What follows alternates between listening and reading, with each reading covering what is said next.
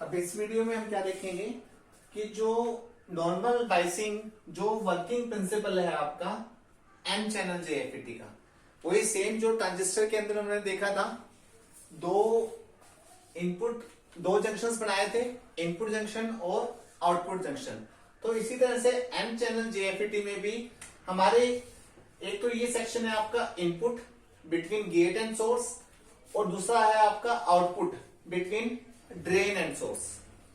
अब जो N channel की बात कर रहे हैं तो सोर्स से ड्रेन में जो चार्ज कैरियर आपके एंटर होंगे वो चार्ज कैरियर होंगे आपके इलेक्ट्रॉन, क्योंकि हम क्या कर रहे हैं एन चैनल कर रहे हैं। अगर इसी में मैं पी चैनल की करता तो पी चैनल के अंदर जो मेजोरिटी चार्ज कैरियर आपके होल से वो सोर्स से ड्रेन में एंटर हो जाएंगे।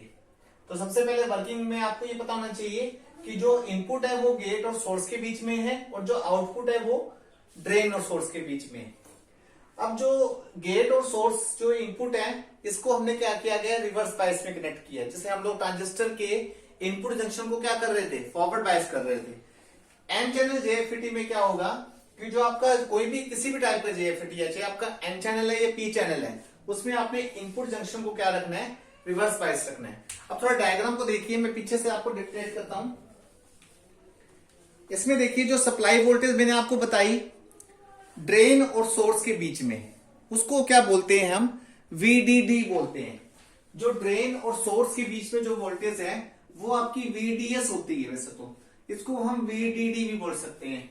और जो गेट और सोर्स के बीच की जो वोल्टेज है उसको हम VGS भी बोलते हैं और VGG भी बोलते हैं। ये जंक्शन आपका क्या होना चाहिए, रिवर्स बायस होना चाहिए। अब जैसे सप्लाई वोल्टेज हम अप्लाई करेंगे ड्रेन और सोर्स के बीच में, ड्रेन को आपने क्या रखना है, पॉजिटिव पोटेंशियल पे रखना है विद रिस्पेक्ट टू सोर्स।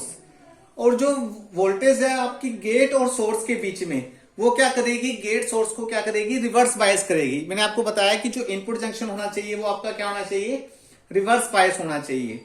अब ऐसा करने से क्या होगा, इस पे पी रीजियंस पे जो डॉटेड लाइंस आपको दिख रही है, डॉटेड लाइन पी रीजन के ऊपर, उसमें क्या हो जाएगा, डेप्लीशन रीजन फॉर्म हो जाएगी। और जो डेप्लीशन रीजन है ये कंट्रोल की जाएगी किसके थ्रू, गेट वोल्टेज के थ्रू, जो आपकी गेट और सोर्स के वोल्टेज के बीच में है।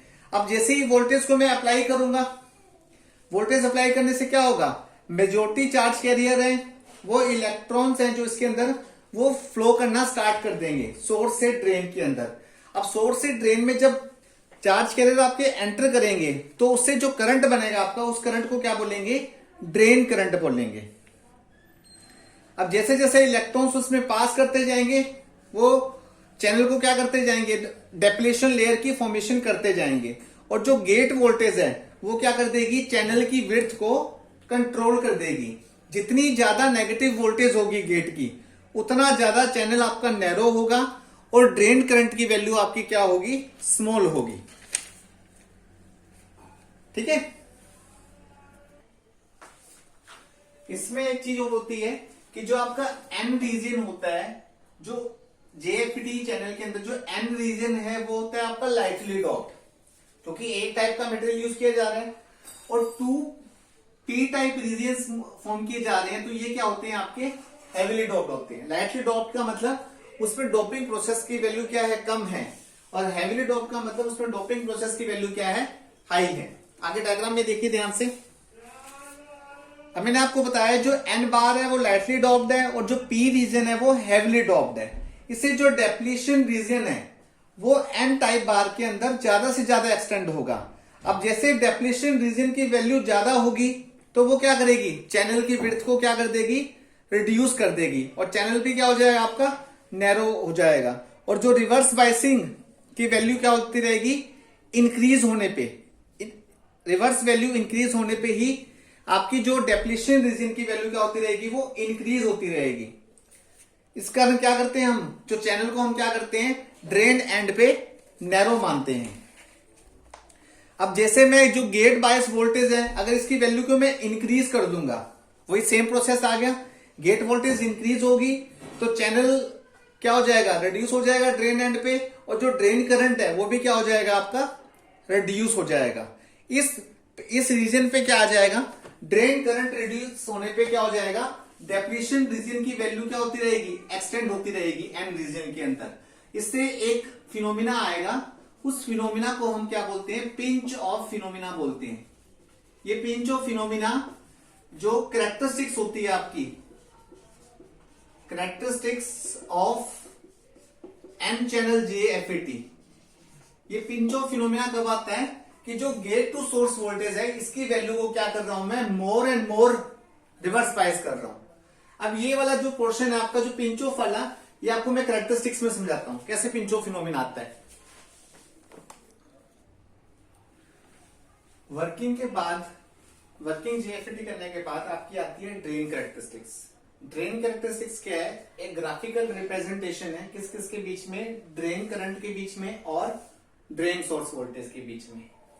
अगर मैं वो प्लॉट चेक, ग्राफ चेक करूं कि the plotting of drain current at different value of VDS, यानी ड्रेन करंट की value at different drain to source voltage for a range of gate source voltage values, उसको हम क्या बोलते हैं, drain characteristics बोलते हैं।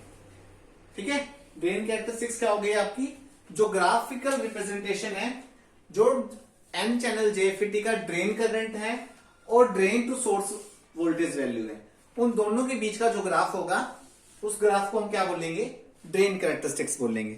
अब इसमें देखिए, इस कैरेक्टरिस्टिक्स को समझने के लिए हमने पहले क्या किया, वाई एक्सिस पे ड्रेन करंट ले लिया, एक्स एक्सिस पे हमने क्या ले ली, ड्रेन सोर्स वोल्टेज की वैल्यूज ले ली। अब हम मान लेते हैं कि जो हमारा, मैंने बोला ना for the range of gate source voltage value, तो मान लीजिए हम गेट सोर्स वोल्टेज मान लेते हैं 0। गेट सोर्स वोल्टेज 0 का मतलब क्या है, gate is shorted to the source. Gate को हमने क्या कर दिया, शॉर्ट कर दिया। ऐसा करने से क्या होगा, जो डेप्लीशन रीजन की विड्थ है वो तो क्या हो जाएगी, मिनिमम हो जाएगी, और चैनल की जो डेप्लीशन विड्थ है वो क्या हो जाएगी, मैक्सिमम हो जाएगी। यानी जो इस केस के अंदर जो VDS है आपका स्मॉल अमाउंट में क्या करेगा, इंक्रीज करेगा, और जब स्मॉल अमाउंट में VDS आपका इंक्रीज करेगा तो ड्रेन करंट भी क्या करेगा, लीनियरली मैनर के अंदर इंक्रीज करेगा।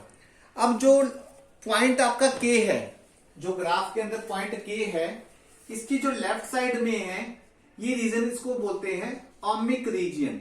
इसको हम क्या बोलते हैं, ओमिक रीजन।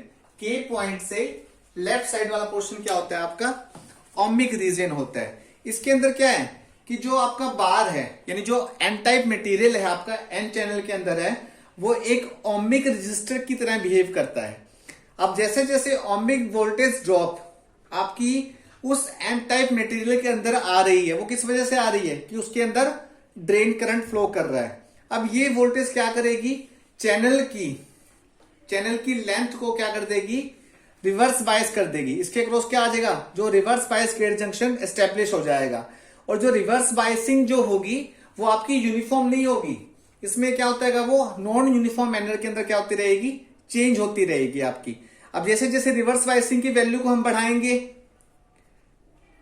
ड्रेन एंड पे, सोर्स एंड से ज्यादा, मतलब ड्रेन एंड पे हमने क्या करनी है, रिवर्स बायसिंग की वैल्यू को क्या करना है, इंक्रीज करना है। अब जैसे गेट सोर्स की वैल्यू क्या होगी आपकी, इंक्रीज हो गई, जैसे मैंने आपको वर्किंग में बताया था, जैसे गेट सोर्स की वैल्यू इंक्रीज हो जाएगी, जो विड्थ क्या हो जाएगी चैनल की, रिड्यूस हो जाएगी ड्रेन करंट पे, और जो चैनल क्या हो जाएगा, सडनली पिंच ऑफ हो जाएगा। इस रीजन को हम क्या बोलते हैं, पिंच ऑफ बोलते हैं। यानी जो ड्रेन करंट है आपका इंक्रीज नहीं होगा with the increase in VDS, यानी जो ड्रेन सोर्स वोल्टेज बढ़ाने पे आपका ड्रेन करंट इंक्रीज नहीं होगा। जिस पॉइंट पे ये कंडीशन आ जाएगी उस पॉइंट को हम क्या बोलते हैं, पिंच ऑफ रीजन बोलते हैं। ओके, अगला जो टॉपिक है आपका उसके बारे में हम पढ़ेंगे मोस्फेट के बारे में।